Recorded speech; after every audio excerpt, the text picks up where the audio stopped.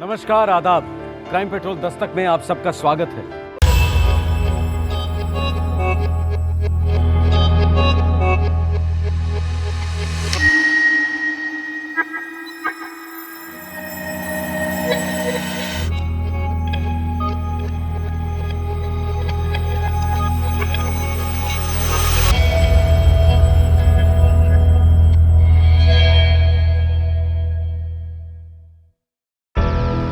बचपन और यौवन के कगार के बीच खड़ी टीनेज लड़कियों की बहुत बड़ी विडंबना होती है और वो है पुरुष की नजर और बिहेवियर को ठीक से समझना।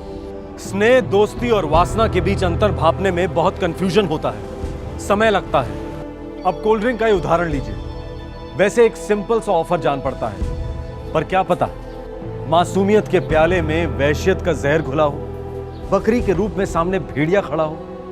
भेड़िए का बहलाना फुसलाना एक दस्तक है कि वो बहुत जल्द झपटने वाला है। जिस लड़की ने ये दस्तक सुनी वो बच गई और जिसने नहीं सुनी, 16 दिसंबर 2010, नई दिल्ली।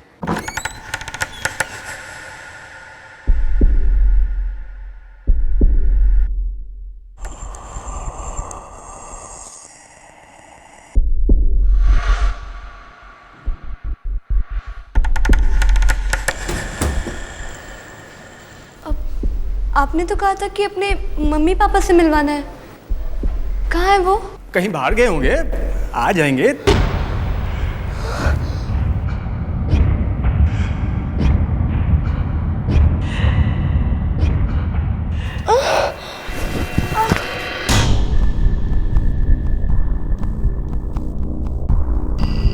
सोलह वर्षीय दिशा को इस बात की भनक तक नहीं थी कि वो इस जाल में खुद चलकर आई थी। नई दिल्ली के उत्तम नगर की रहने वाली दिशा के पिता फौज में हवलदार थे।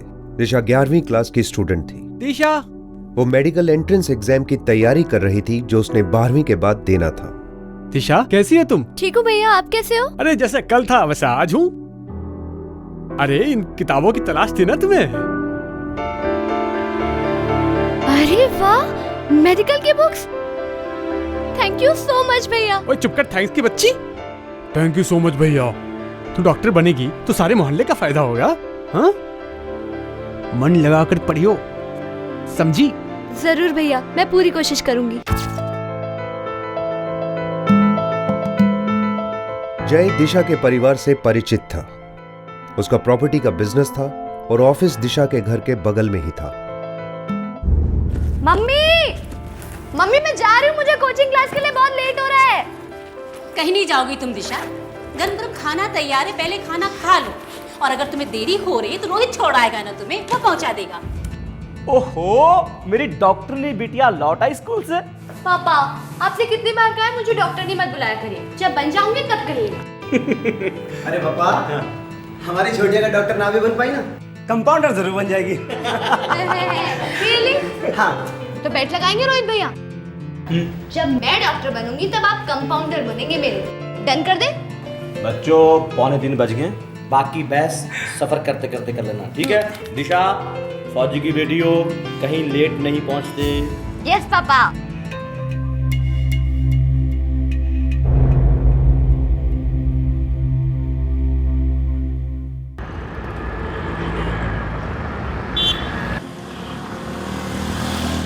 ये रोज की दिनचर्या थी।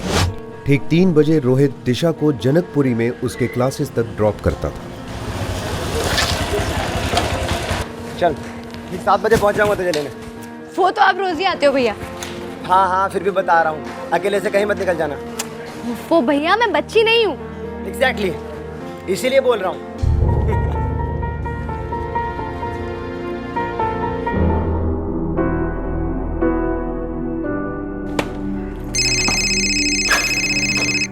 हाँ दिशा बोल। भैया, आज हमारी रुस्तम सर वाली क्लास कैंसिल हो गई है तो मैं 6 बजे तक फ्री हो जाऊंगी। अरे कोई बात नहीं, मैं 6 बजे पहुंच जाऊंगा। अरे पर आप 6 बजे तक कैसे पहुंचोगे? आपकी भी तो क्लास 6:30 बजे खत्म होती है ना? अरे बंक मार दूंगा यार, बस तो तैयार रहना, ठीक है? 6 बजे। बिल्कुल नहीं, मैं प्राची और अदिति के साथ आ जाऊंगी। लेकिन मुझे घर पहुंचती फोन जरूर करना, समझी? यस मिस्टर कंपाउंडर, जैसा आपका ऑर्डर। ठीक है भैया, बाय। आज तो वो गया यार, की मेरी बैड बनती पूरी तरह से। चलो चलो अब सब घर जाओ वरना बुलावा आ जाएगा घर से। हाँ चल। दिशा, चुपचाप सीधे घर जाना, चाट बैठ खाने रुकना मत, नहीं तो तेरे भैया हमारी क्लास लेंगे। ओए, मेरे भैया कोई हिटलर नहीं है जो क्लास ले लेंगे। अब चलो जाओ, कल मिलते हैं।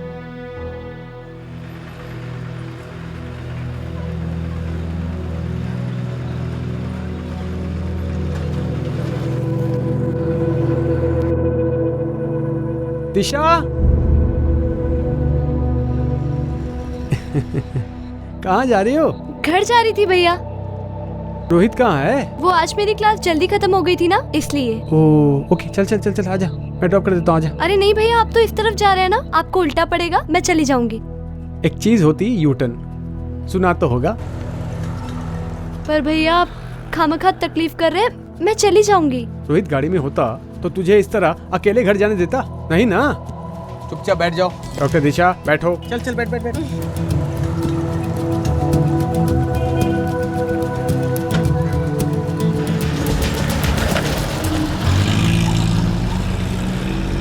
दिशा को जय की गाड़ी में बैठने में कोई एतराज नहीं था, कोई झिझक नहीं थी। जय उनका फैमिली फ्रेंड था।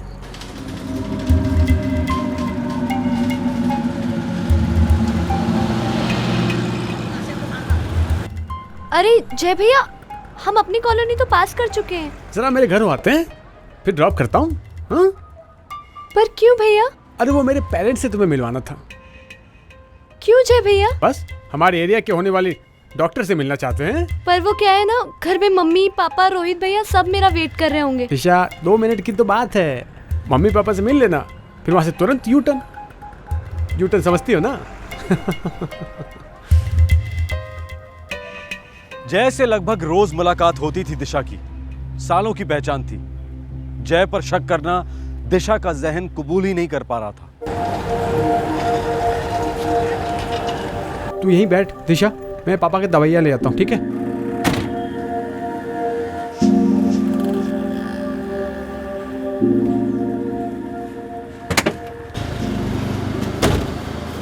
ये ले, जल्दी से पी ले, ठीक है?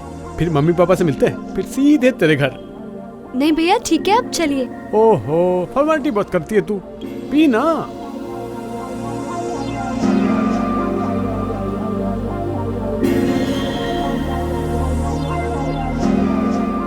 दिशा ने कहा कि उसे प्यास नहीं लगी है, लेकिन फिर भी जय ने उसे कोल्ड ड्रिंक ऑफर की। पर दिशा इस वार्निंग साइन, इस दस्तक को पकड़ नहीं पाई।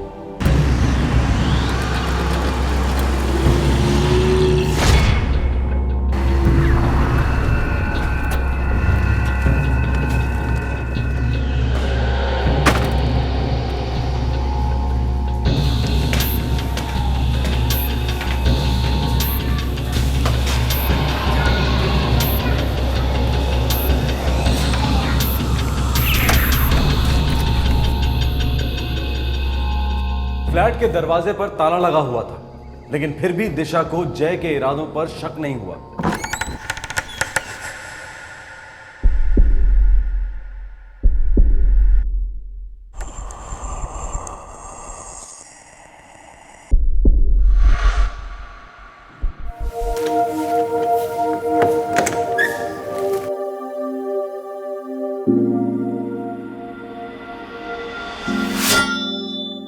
जय भैया, आपने तो कहा था कि अपने मम्मी पापा से मिलवाना है, कहाँ है वो? कहीं बाहर गए होंगे, आ जाएंगे, तू अंदर तो चल। पर आपने तो कहा था कि 2 मिनट में ही हो जाएगा। बस 2 मिनट में ही हो जाएगा जाने मन। ये क्या बकवास?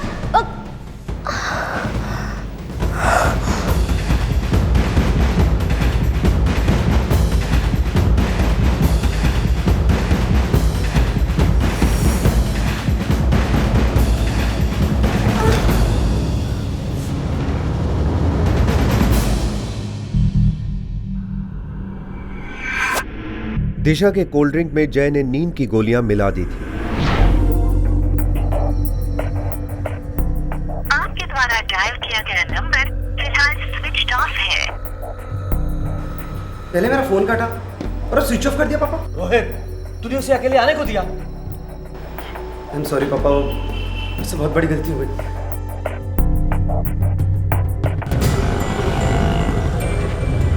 उसने कहा था अपनी फ्रेंड प्राची और अदिति के साथ लौट रही है।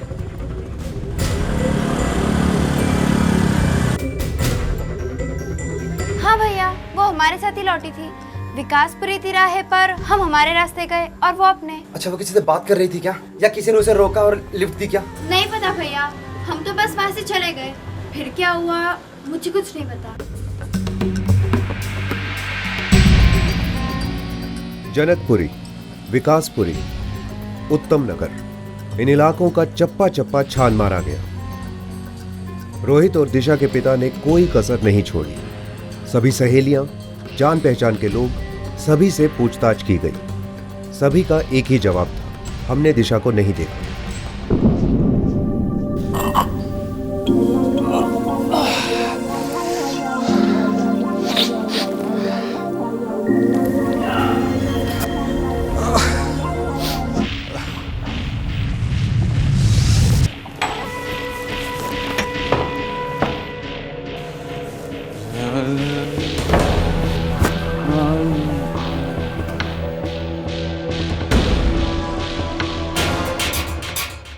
हताश और बेहद परेशान दिशा के पिता और भाई रोहित ने कानून के दरवाजे पर दस्तक दी। किसी लड़के का चक्कर, कोई बॉयफ्रेंड? अरे नहीं सर, बच्ची है मेरी बहन। 16 साल की है और गायब।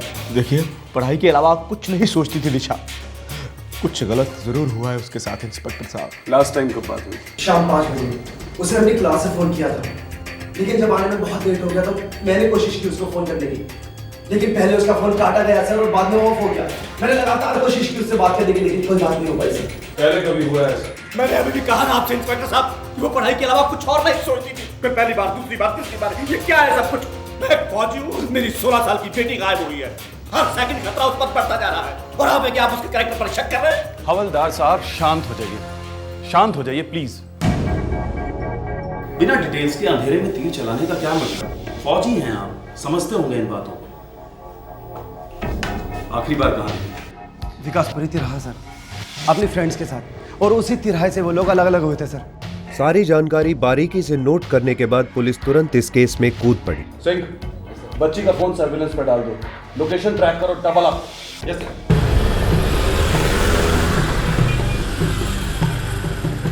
पुलिस ने पहले कोचिंग इंस्टीट्यूट के मालिक से पूछताछ की।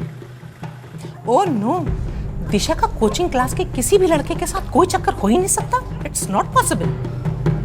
उसे तो डॉक्टर बनने के अलावा कुछ सोचता ही नहीं था। पुलिस दिशा की सहेलियों को लेकर तुरंत विकासपुरी तिराहे पहुंची। सर, इस पॉइंट के बाद वो उस तरफ गई और हम इस तरफ। रोहित, अगर तुम कभी उसे कोचिंग इंस्टीट्यूट से पिकअप नहीं कर पाते थे तो इंस्टीट्यूट से घर कैसे वापस आती थी? डीटीसी की बस से सर। हाँ सर, इस स्कूल से भी डीटीसी की बस से ही घर आती थी।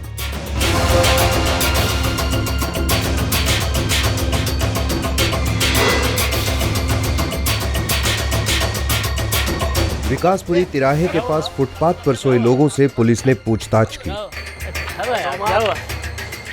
इस लड़की को देखा है? इसी तिराहे से गायब हुई है शाम 6 के आसपास।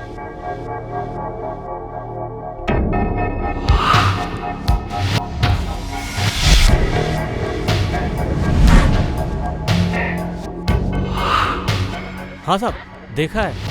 ये एक सफेद मारुति वैन वाले से बात कर रही थी। गाड़ी का नंबर? इतना नहीं याद है साहब। आदमी की शक्ल? ठीक से याद नहीं साहब। जितना ठीक से याद है उतना बताओ, जल्दी बताओ। ऐसा जवान था, हट्टा कट्टा था। अपनी मर्जी से गई या वो जबरदस्ती लेके गया? अरे साहब, कोई जबरदस्ती लेके जाता तो क्या हम चुपचाप ऐसे बैठे रहते? देखा, खुद बात कर रही थी, अपनी मर्जी से गाड़ी में बैठी। मतलब गाड़ी किसी जानने वाली की ही है। अब बोलिए, कोई जान पहचान वाला है?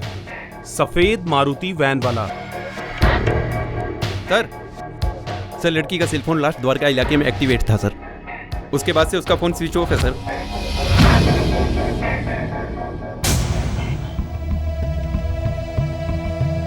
देखा, हमें गलत मत समझिए। बच्चों से गलतियां हो जाती हैं। नाजुक उम्र है, डर गई होगी, सुबह तक फोन कर लेगी। चिंता मत कीजिए, आ जाएगी वापस। दिशा के घर वाले पूरी तरह बौखला गए थे। उनकी दिशा किसी के साथ रात भर बाहर, यह सोचना भी उनके लिए नामुमकिन था। आखिरकार कौन था वो शख्स जिसके साथ वो अपनी मर्जी से गई थी? रोहित और उसके पिता ने कभी सपने में भी नहीं सोचा होगा कि दिशा को गायब करने वाला शख्स उनका काफी करीबी था।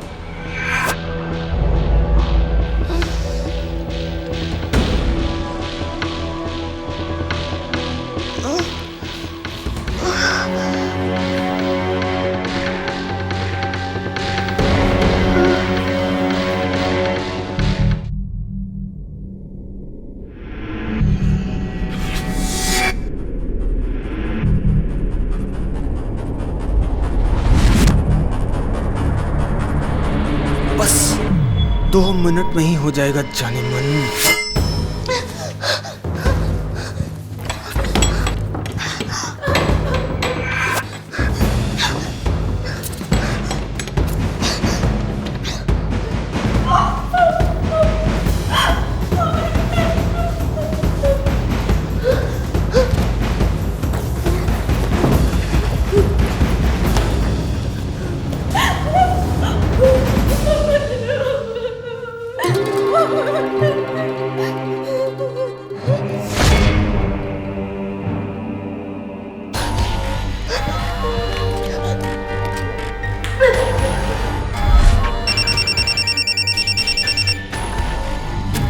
हेलो भैया भैया भैया मुझे बचा लीजिए भैया। छोटी तू कहाँ है? मुझे नहीं पता, मुझे ले जाओ भैया, मुझे ले जाओ। देख छोटी, तू घबरा मत, मैं पहुंच जाऊंगा थोड़ी देर में। भैया भैया छोटी बेटा तू कहाँ है? छोटी दिशा, छोटी हेलो छोटी, मुझसे बात कर। छोटी दिशा, रोहित क्या हुआ? फोन कर क्या? सर नंबर ट्रेस हो रहा है सर, थोड़ा टाइम लगेगा। और कितना टाइम जाएगा? सर मेरी बेटी की जान खतरे में है। वो मदद मांग रही थी सर, वो रो रही थी, आप कुछ कीजिए ना प्लीज। एक बार लोकेशन का पता चले बस। द्वारका में उसका फोन ऑफ हुआ था। द्वारका कोई 1-2 गलियों का मामूली मोहल्ला नहीं है। मेरी बेटी भी कोई मामूली लड़की नहीं है सर, वो रो रही थी, आप समझ रहे हैं ना? सिंह पूरा द्वारका स्कैन करते हैं, full force full alert. Janakpuri थाने को इन्फॉर्म करो सर तुरंत, और सारे लोग द्वारका पहुंचे। द्वारका दिल्ली का एक बहुत बड़ा उपनगर है और पुलिस के पास कोई एडिशनल इंफॉर्मेशन भी नहीं थी। हर सेकंड मायने रखता था। पुलिस, दिशा का भाई और दिशा के पिता पागलों की तरह दरवाजे खटखटा रहे थे। वैसे दिशा आसपास ही थी, लेकिन असलियत यह थी कि वो वहां होकर भी बहुत दूर चली गई थी।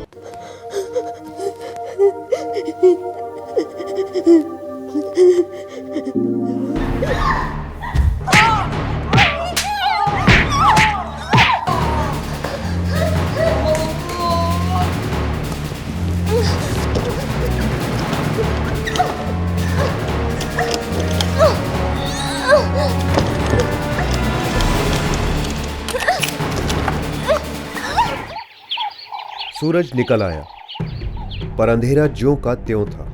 दिशा की कोई खबर नहीं थी, एक सुराग तक नहीं, कुछ नहीं। आपके द्वारा डायल किया गया नंबर फिलहाल स्विच ऑफ है।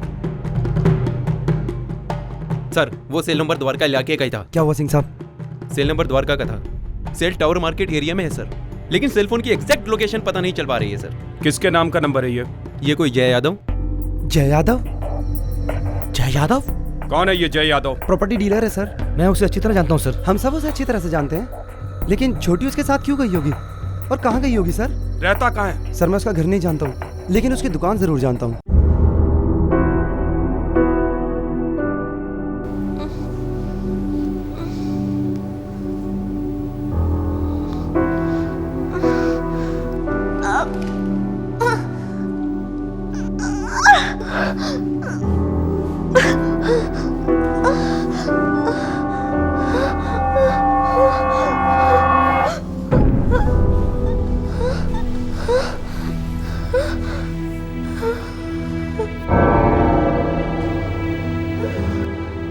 तालों को घूरने से ये खुल नहीं जाएंगे जानेमान। हाँ अगर प्यार से देखोगी तो शायद खुल जाए। आपको जो भी करना था आपने कर लिया, सब करता।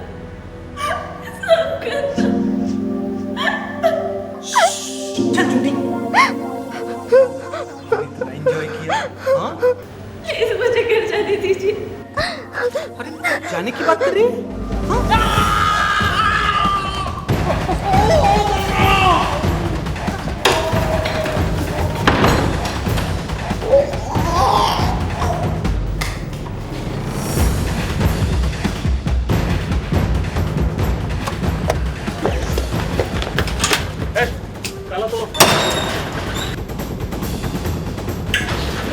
हर कोने की तलाशी लो।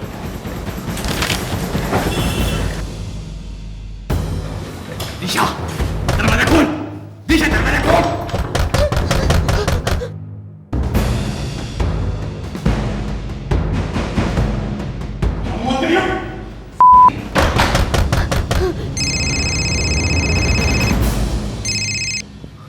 हेलो भैया भैया भैया वो जय यादव है भैया। हाँ मैं जानता हूँ छोटी, वो जय यादव भी है।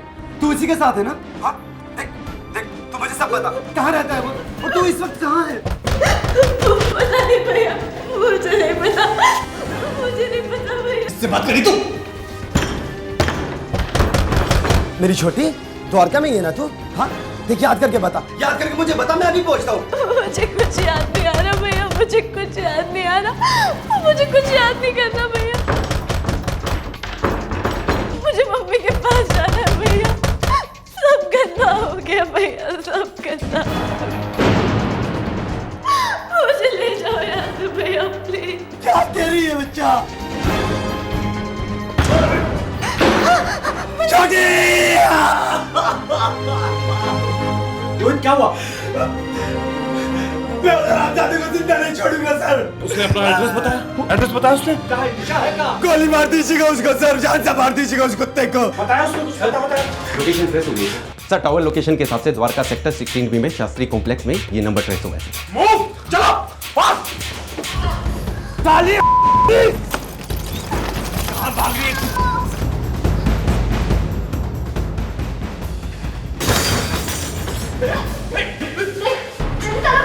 ड्रामा मत कर, नीचे रख। लास्ट टाइम बोल रही हूँ, पहले ताला खोल। देख देख, नीचे रख, तू नीचे रख। नहीं रखूंगी, पहले ताला खोल। ठीक है।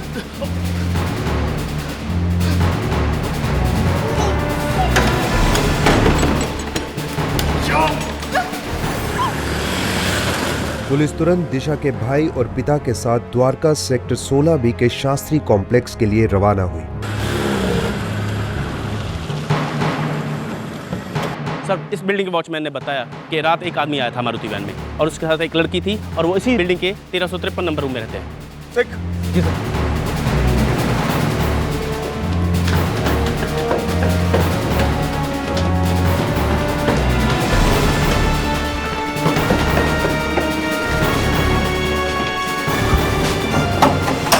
तोड़ दो ताला।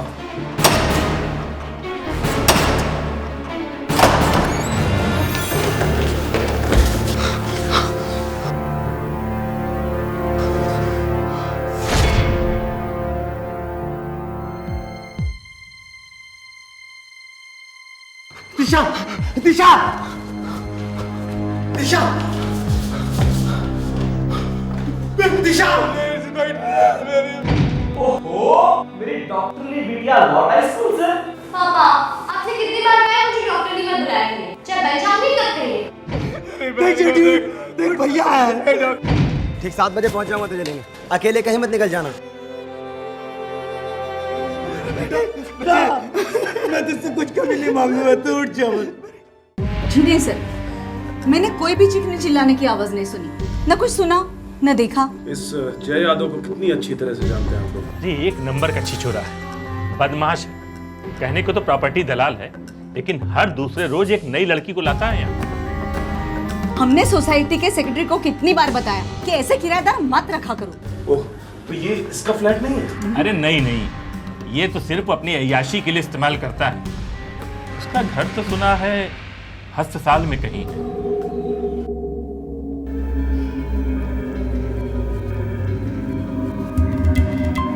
अम्मा, इस भयानक और क्रूर बलात्कार और हत्याकांड के बाद भी जय यादव बड़े ही नॉर्मल तरीके से अपने घर गया, अपने माता पिता से मिला, मानो कुछ हुआ ही ना हो।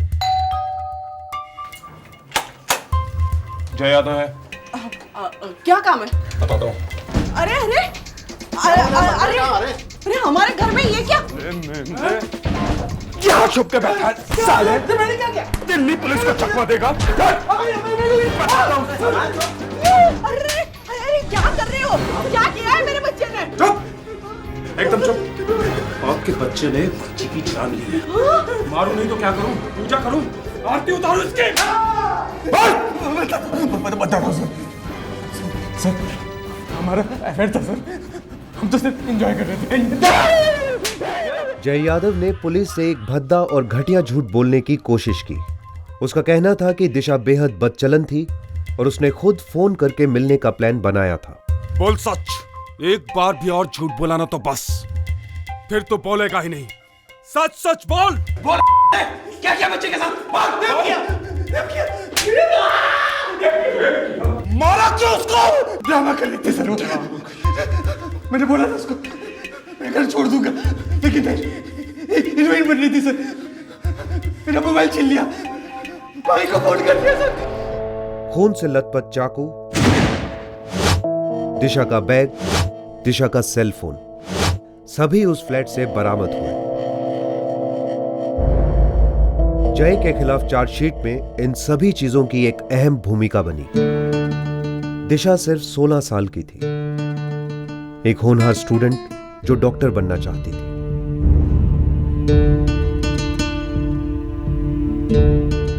आंकड़े बताते हैं कि 3/4 से ज्यादा रेप केसेस में अपराधी पहचान वाला होता है, अक्सर करीब का रिश्ता होता है।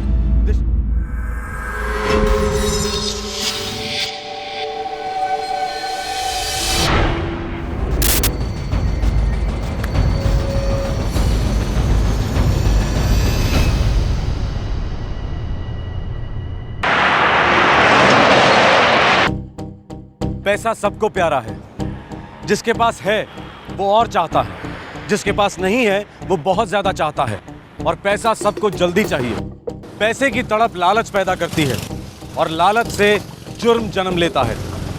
लेकिन हर जुर्म का षड्यंत्र एक दस्तक जरूर छोड़ के जाता है, और हर दस्तक जुर्म की बू को कानून की नाक तक पहुंचा देता है। 17 अक्टूबर 2010, राजकोट, गुजरात।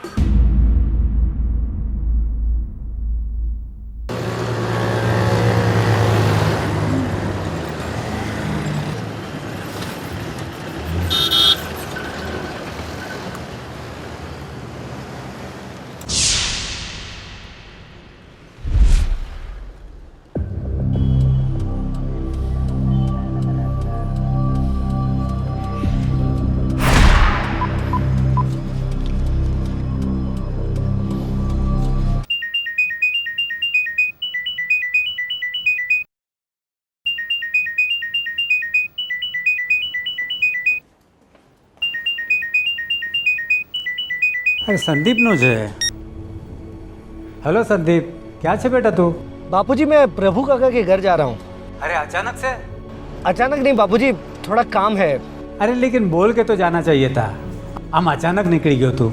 सॉरी बापूजी, थोड़ी अर्जेंट बात थी ना, એટલે वो जल्दी जल्दी मैं निकल गया तो बताना ही भूल गया। अच्छा बापूजी, गीता से कहना कि मैं कल सुबह ही वापस लौटूंगा। बेटा गाड़ी में तुम अकेले हो या तुम्हारे साथ और कोई है?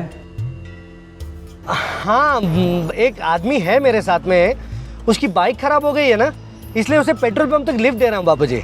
अच्छा अच्छा, ठीक है ठीक है। देखो, प्रभु काका के घर पहुंचने के बाद में तुरंत फोन करना। जी जी बापूजी, हूँ फोन करीश। जय श्री कृष्ण। जय श्री कृष्ण।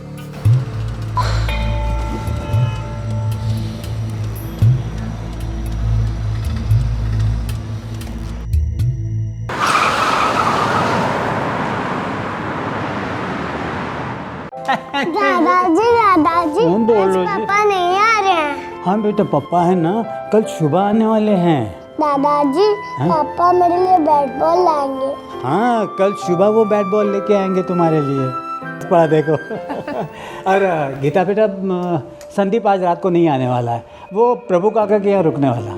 बाबूजी, आप ज़रा उनको कुछ समझाइए ना, वो मुझे कुछ बताते ही नहीं है।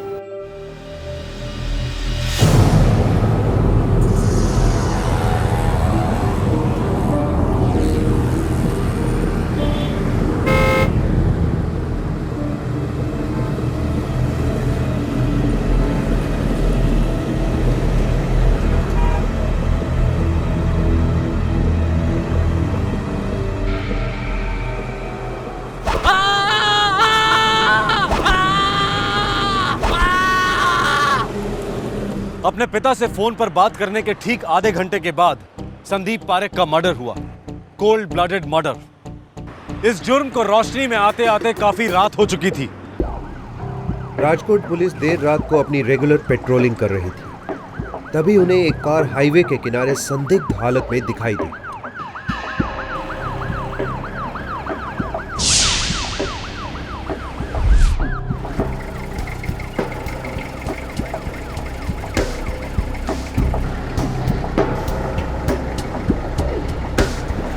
મોરબી બાયપાસ રોડ હાઈવેની બાજુમાં સફેદ સેન્ટ્રો નંબર 3212 એક માણસની લાશ છે અંદર।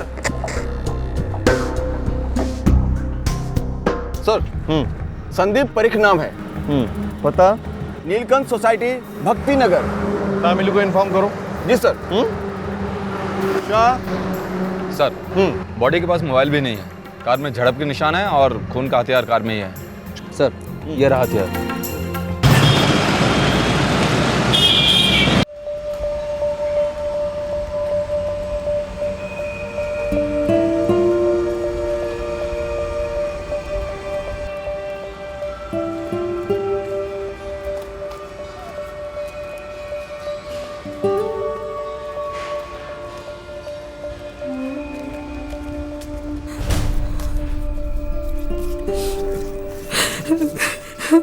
इंस्पेक्टर साहब यही मेरा हस्बैंड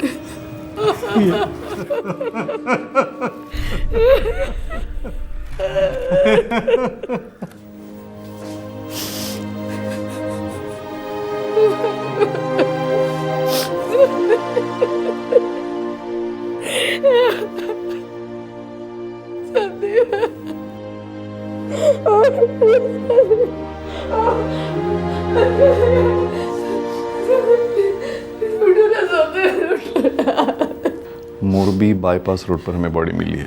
वो शाहपुर वेरावल जा रहा था। शाहपुर वेरावल? हम मेरे भाई प्रभु के यहाँ पे हाईवे से उसने फ़ोन भी किया। कितने बजे की बात होगी सर ये शाम के 6-6:30 बजे की बात है। हाईवे पर कहाँ से फ़ोन किया था? गोंडल बाईपास रोड से।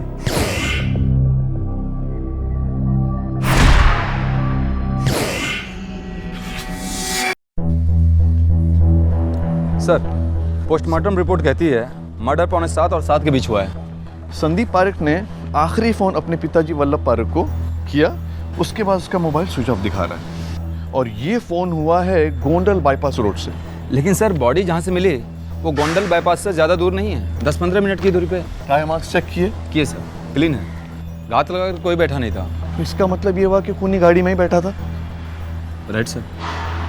और एक बात यह है कि ये गाड़ी कई बार कई जगह से ठुकी है। और मैंने पूछा भी ये दरवाज़ा बंद करने की आवाज़ कैसी? गाड़ी में दूसरा कोई है? तो फिर क्या कहा संदीप ने?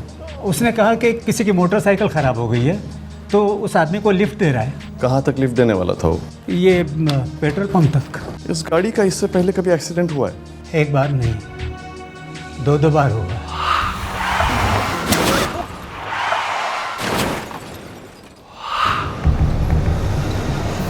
जिस जगह संदीप की लाश मिली थी उसी के पास के पेट्रोल पंप पर पुलिस पूछताछ करने पहुंची। इधर कोई बाइक वाला आया था इधर? बाइक वाला तो कोई नहीं आया था सर। अच्छा, कोई डब्बे या बोतल में पेट्रोल लेकर गया हो? नहीं सर। सच कह रहा है? हाँ सर।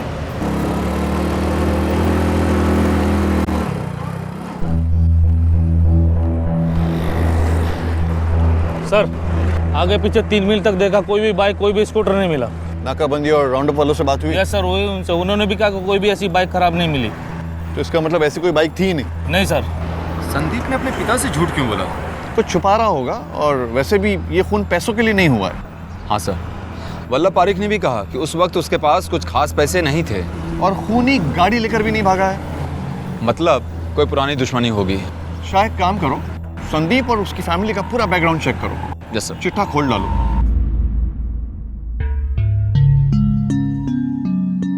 काका, पता नहीं कैसे कहूँ, आप संदीप भाई का अंतिम संस्कार करके अभी आई हैं, फिर भी मुझे कहना पड़ेगा क्योंकि रकम छोटी नहीं है काका। 90,000 प्रकाश, गलत मत समझिए काका, संदीप भाई के जाने का दुख मुझको भी है, लेकिन मेरी हालत भी काफ़ी ख़राब है काका। संदीप भाई ने कहा था कि हफ्ते भर में रिटर्न करेगा, लिख कर भी दिया था काका।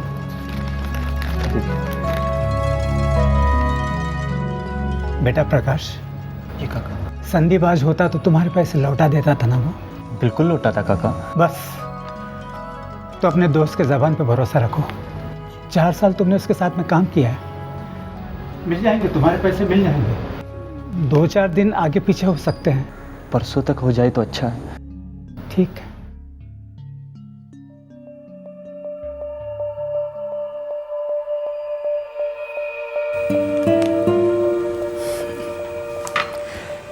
धंधे में कोई किसी का नहीं होता।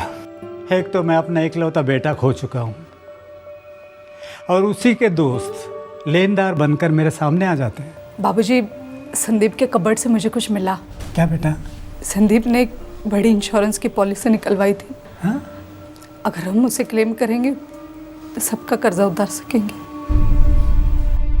सर, संदीप की डीलरशिप थी। क्या बिजनेस था उसका? पान मसाला, टॉफ़ी वॉफ़ी। काफ़ी मंदा चल रहा था। पिछले 3 साल से 2-1 बार दिवालिया होने तक बात आई थी।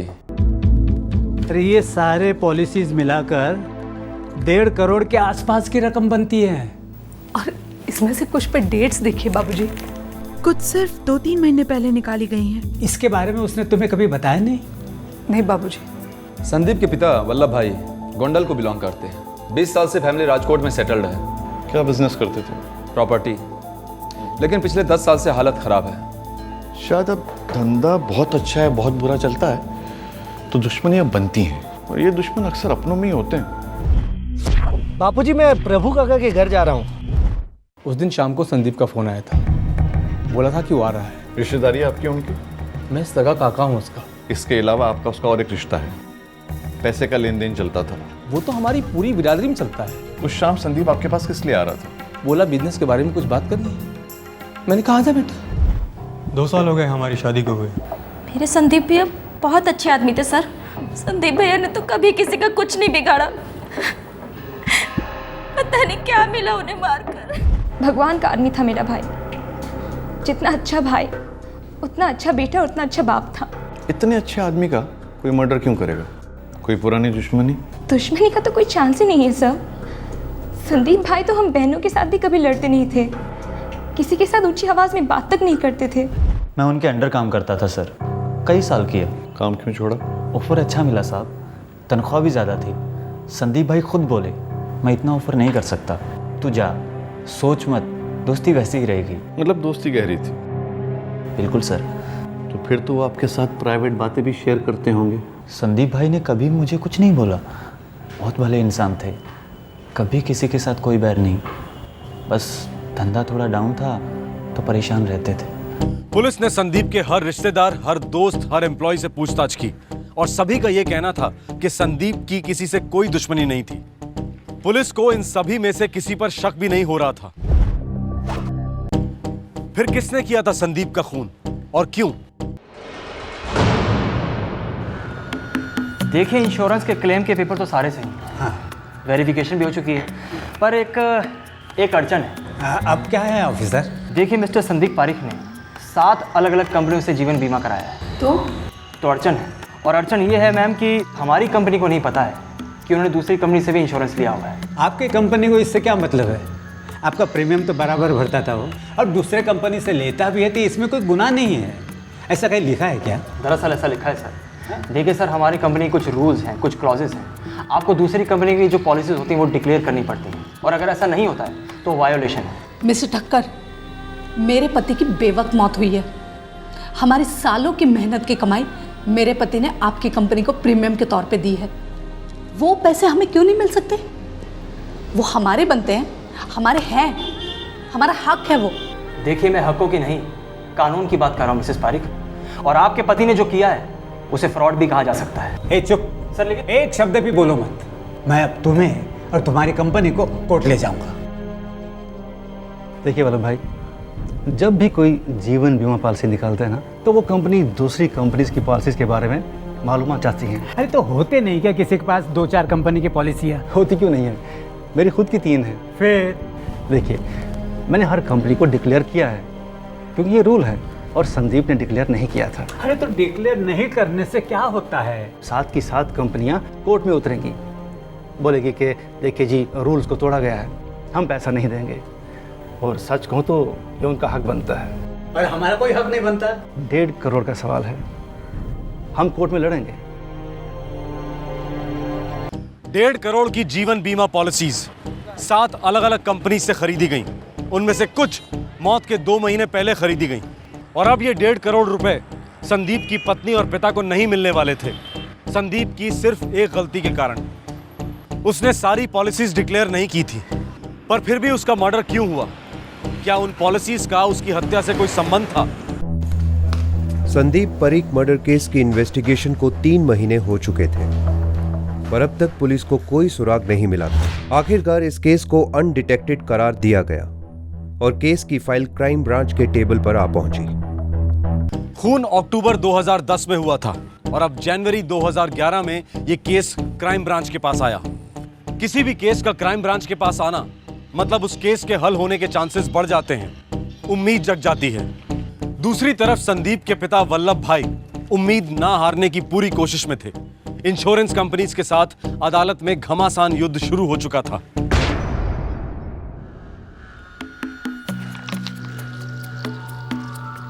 मर्डर तो हुआ है दिलीप, लेकिन कारण का अंदेशा नहीं मिल रहा है। सर, कोई खास कारण नहीं होगा, बस लूट का केस होगा जो मर्डर में बदल गया। लूटिंग तो हुई नहीं और मर्डर हो गया।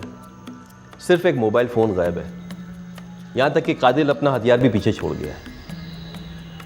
ये लूटिंग का केस नहीं है दिलीप, मुझे तो एक बहुत बड़े षड्यंत्र की बू आ रही है। ये रिपोर्ट देखो दिलीप, ये आदमी का एक नहीं 2-2 बार एक्सीडेंट हुआ है, मौत से 1 हफ्ता पहले। सर, बड़ी अजीब बात है, एक ही हफ्ते में 2 एक्सीडेंट्स। अजीब बात तो है, ये आदमी अपनी मौत के साथ आंख मचोली खेल रहा था। कुछ तो है। तो वल्लभ भाई कोर्ट गए हैं? जी। इंश्योरेंस का केस है, राइट? जी हाँ। 1 करोड़ 50 लाख का इंश्योरेंस, ठीक, जिसमें से 1 करोड़ 25 लाख की पॉलिसी मर्डर के 2 महीने पहले ली गई थी। लेकिन हमें बाद में पता चला। कोई तो होगा जिसको इंश्योरेंस के बारे में पता होगा। मेरे कहने का मतलब ये है कि किसी का कोई फायदा हो उसमें? नहीं, और कोई नहीं है, हमें को सारे पैसे मिलेंगे। केस जीत जाएंगे आप? पूरा कॉन्फिडेंस है? बिल्कुल, हमारा हक बनता है वो। आपको मालूम है कि संदीप काफी लोग का कर्जदार था? हर एक का 1-1 रुपया चुका दूंगा, बस इंश्योरेंस का एक बार क्लेम मिल जाए। कौन कौन है ये लोग, जरा नाम लिख के देंगे? लीजिए।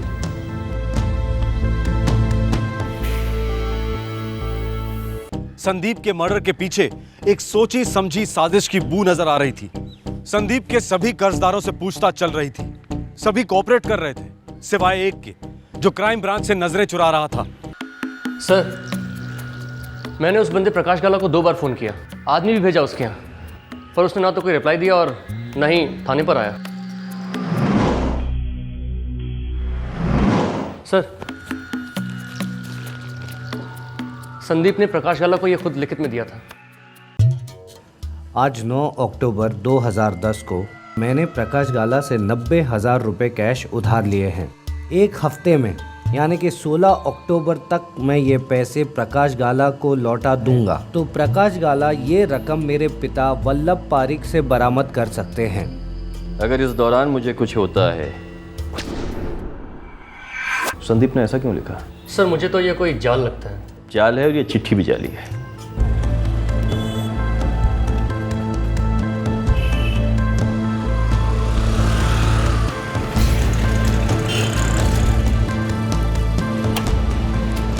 प्रकाश गाला जी, आप कौन?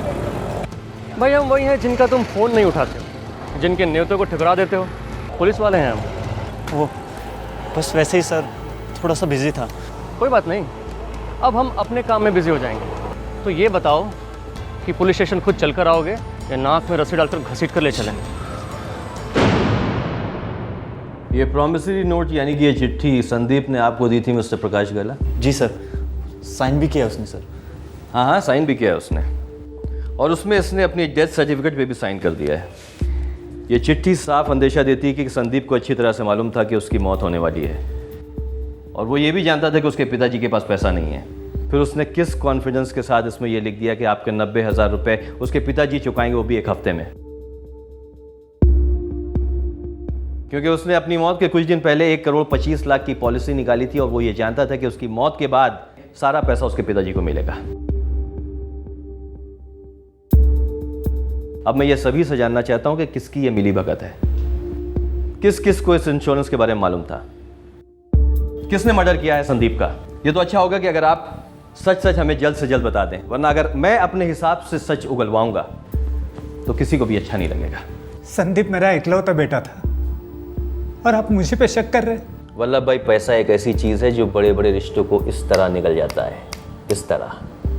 शक तो मुझे सब पर है।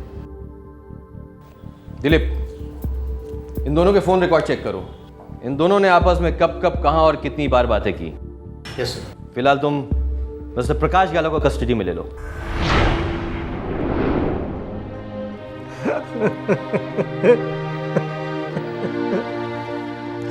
मेरा इकलौता बेटा मुझसे छीन गया है और ये लोग मुझे पे शक कर रहे हैं। अरे मुझे कैसे पता होता उसके इंश्योरेंस के पॉलिसी के बारे में।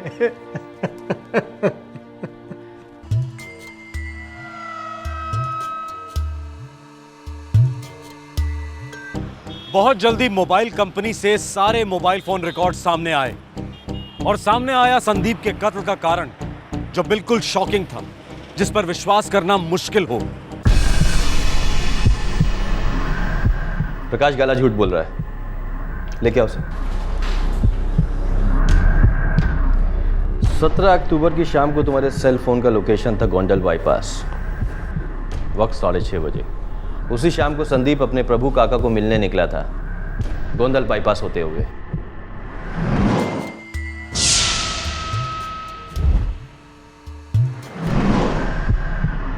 तुम्हारे सेल फोन का अगला लोकेशन था मोरबी बाईपास। ठीक 15 मिनट के बाद कोई बच्चा भी बोलेगा, जिस वक्त संदीप का कत्ल हुआ तुम उसके साथ थे, उसके पास थे। अच्छा बापूजी, गीता से कहना कि मैं कल सुबह ही वापस लौटूंगा। संदीप ने अपने पिता से झूठ बोला मोटरसाइकिल वाले के बारे में। दरअसल गाड़ी में और कोई नहीं, तुम थे, है ना? है ना? जी सर, संदीप भाई के साथ मैं ही था। संदीप ने अपने पिता से झूठ क्यों बोला? तुमने संदीप का कत्ल क्यों किया? वो मेरा दोस्त था सर, मैं उसे मारना नहीं चाहता था। फिर भी तूने उसे मार डाला। तेरे साथ और कोई शामिल था? फिर? संदीप भाई खुद शामिल थे सर।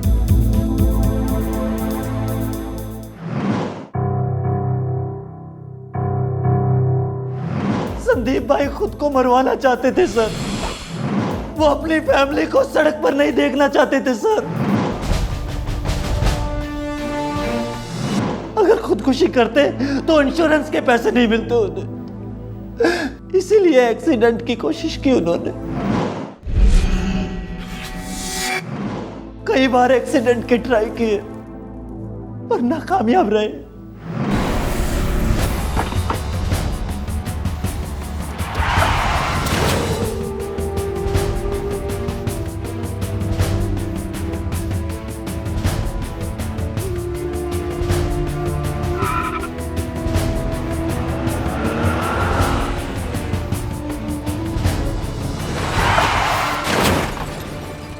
पूरे हफ्ते संदीप भाई ने हाईवे पर एक्सीडेंट करके खुद को मारने की कोशिश की, पर कुछ हुआ नहीं सर।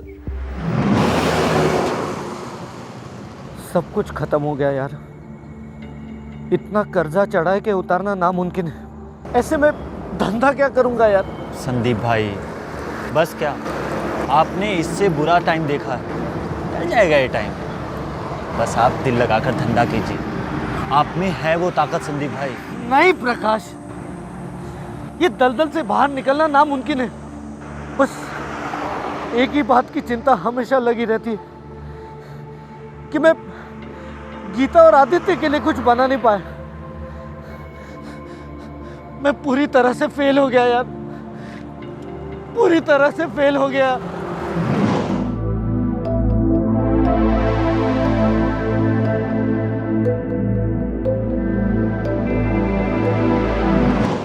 मैंने 1.25 करोड़ की नई इंश्योरेंस पॉलिसीज निकाली है, कुल मिलाकर कुछ 1.5 करोड़ मिलेगा। शो बात करो छो भाई, आप जिंदा 100 करोड़ के बराबर हो। सारे कर्जे उतर जाएंगे, माँ बापूजी, गीता, आदित्य सब सुखी रहेंगे। आपके बिना कोई सुखी नहीं रहेगा संदीप भाई। और ये आप उल्टी सीधी बात मत कीजिए।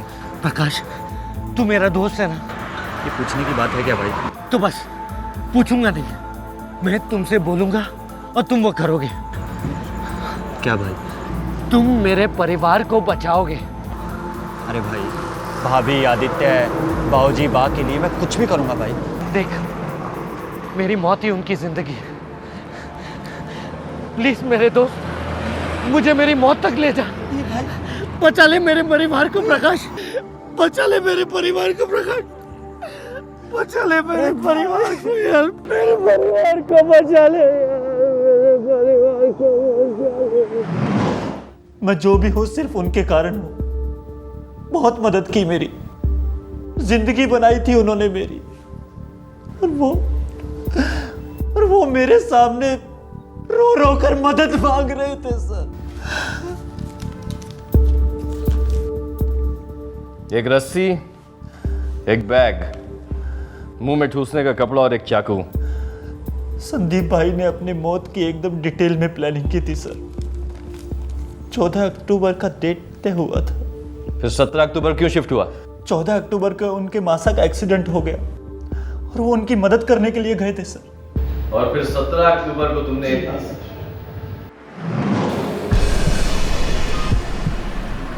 सोच मत, निकाल चाकू और शुरू हो जा। नहीं भाई, मुझसे नहीं होगा ये सब। उन्होंने मुझे बहुत गंदी गंदी गालियां दी सर, लेकिन मैं जानता था सर, वो मुझे उकसा रहे थे, वो मुझे भड़का रहे थे सर।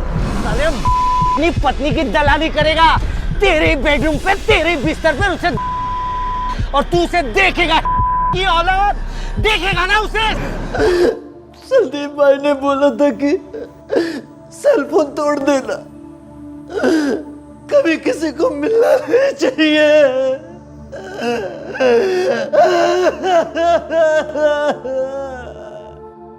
प्रकाश गाला से बरामद हुई दोनों चिट्ठियों को हैंडराइटिंग टेस्टिंग के लिए भेजा गया है।